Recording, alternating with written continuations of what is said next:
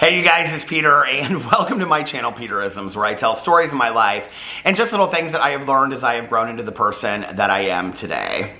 Do you ever, I'm laughing because, do you ever drive around. Do you ever walk around and just sing songs to your dogs as you're like doing chores around the house? So I was like rendering a video over my computer, and then I was like going to grab these books, and if I walk 2 feet, the dogs start barking. So anyway, Tucker is right here, and I was singing to Tucker. I actually think I sang this song on this video yesterday. I was singing to Tucker. He wore blue velvet, woo, and then he started barking. I went, woof, woof. Bluer than blue velvet, Tukey was his name, because we call Tucker Tukey. But anyway, I know, silly. I'm silly. I know, I am. Anyway, how are you guys doing today? I'm putting my glasses on before I even read the book. Happy Monday. All right, let's get into today's meditations. I brought all kinds of meditation books with me today. I brought the Nightlight book and the Melody. Let's start from the Melody Beatty book today. The Language of Letting Go by Melody Beatty. September 13th. Let's see what it says to us today. Are you ready, Tukey? He said, I am ready. Okay. September 13th, times of reprogramming. Recovery is not all tiresome, unrewarded work. There are times of joy and rest, times when we comfortably practice what we have learned. There are times of change, times when we struggle to learn something new or overcome a particular problem. These are the times when what we've been practicing in recovery begins to show in our life. These times of change are intense but purposeful. There are also times when, at a deep level, we are being reprogrammed. We start letting go of beliefs and behaviors.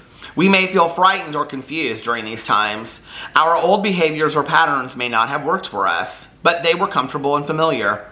During these times, we may feel vulnerable, lonely, and needy, like we are on a journey without a roadmap or a flashlight, and we feel as if no one has traveled this ground before. We may not understand what is being worked out in us. We may not know where or if we are being led. We are being led. We are not alone. Our higher power is working its finest and best to bring true change in us. Others have traveled this road too. We will be led to someone who can help us, someone who can provide the markers we need. We are being prepared for receiving as much joy and love as our heart can hold. Recovery is a healing process. We can trust it, even when we don't understand it. We are right where we need to be in this process. We're going through exactly what we need to experience. And where we're going is better than any place we've been. Today, God, help me believe that the changes I'm going through are for the good. Help me believe that the road I'm traveling will lead to a place of light, love, and joy. Wow, what a great meditation. You know, I always think back on, I think it was a book that my mom had, and it was called Transitions or something, and it talked about how in our life we go through, I think it was like 8 or 9 or 10 major transitions in our life, you know? And a major transition period for me was kind of like 6 months before my mom died to the following year. And it was like this major transition period for me, you know? And it just was a year that I had gotten out of a long-term relationship. That was first. Second of all, that I retired from a job that I had been at for 13 years. And so that was weird, not going there every day and not coming home every day to the person that I had been with for quite some time. And, you know, then it was like, oh, in the middle of all of that, I was making major health changes. I was working out every day and I was eating very, very healthy. And then my mom got really, really sick. And it was like, and then she passed away. And then it was all of these major changes, right? And I can remember, you know, kind of aligning with that. And that following fall was when I met Alex. And then we moved into the condo here full time. And it was like, I just felt like I had no, I would say this to people all the time. I feel like I have no ground underneath my feet. Like, I feel like I have no stability. Like, have you ever felt that way before? Like, you don't know if you're coming or if you're going. And I can remember, as somebody that has been rather independent for the majority of my life, my adult life, you know, since I got sober, I can remember like that was that summer when I started traveling and visiting, like I visited a friend of mine that lives in Denver, and I would go out there like every 3 weeks and visit him. And I can remember the first time I flew out there, I was like, this is the first time that I have flown alone, because with my ex, like we had traveled everywhere together. With my ex before that, we had traveled everywhere together. And before that, it was like with my dad and my stepmom. I really had only flown a couple times alone in my life. And here I was, 36 years old, kind of doing all of these things for the first time. I remember like just, you know, all of these new experiences that I was having. And to be honest, I don't know that at that time I was able to appreciate the newness and the freshness of those experiences, because there was this fear that was with it as well, you know? I've always been somebody that like nesting and having a home and having a place to be is very, very important to me. You know, candles lit, a nicely made bed, everything like that. You know, that's something to me, like having a home to come home to. And I think it goes back to, my boo is looking out the back door, and I know that the neighbor's dog is out there, and I'm like, please don't bark. He was barking in my previous video. And Tucker is sitting right here looking at me. But, you know, I think it goes back to when I was growing up and I would be so horribly bullied in school that when I came home, home was my refuge, you know? And even though I lived at times with somebody that was an active alcoholic, you know, it still felt safe. That was still my harbor, my safe harbor. I know that sounds probably strange, but maybe not, you know? And so, like, for me, home has always been that. And I was, like, in between homes, in between this, in between relationships, everything in my life, I was, like, in this in-between state, right? And I was, like,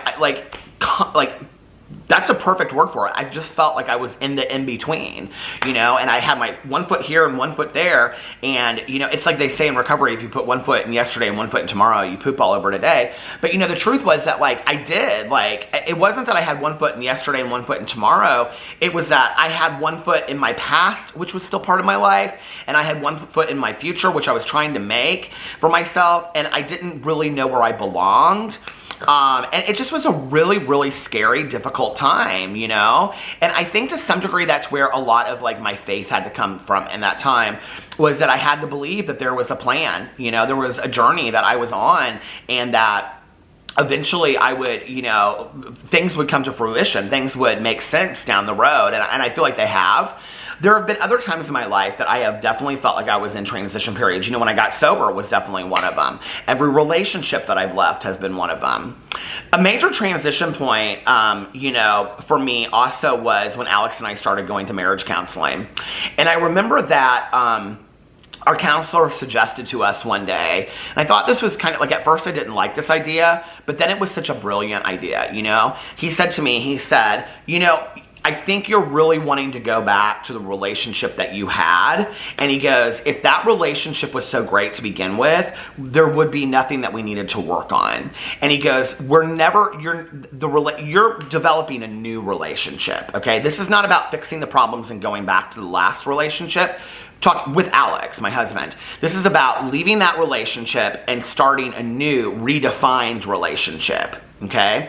And once I kind of like was able to wrap my head around that, but in that duration, I kind of felt like I didn't know who I was in this relationship. I didn't know what I wanted. I didn't know where I belonged. I didn't know what mattered. I didn't know, you know? And that was a very scary time for me. Transition periods are scary for us. You know, that period of being reprogrammed. It's like, have you ever worked on something long enough? And like, this talks a lot about recovery in this book, but it doesn't just have to be about recovery. You know, have you ever worked on something within yourself for a long time? Like the ability to say no, or setting a boundary or a limit with somebody, or standing up for yourself, whatever, right? And let's say like, standing up for yourself, okay? And you do it like, not every time, but let's just say, you know, you have a friend of yours that like always puts you down, and you're like, I'm just not gonna let this happen anymore. The next time that she says something, I'm gonna say, or he, you know, I'm gonna say, hey, you know what, that doesn't feel very good when you say that. And then like the first couple times you do it, it's like really, really uncomfortable, right? Like you say it and it's like, ooh, like I don't want them to be mad at me and whatever. And then one day you say it and you feel very confident. Okay, that's being reprogrammed. The lesson has been learned.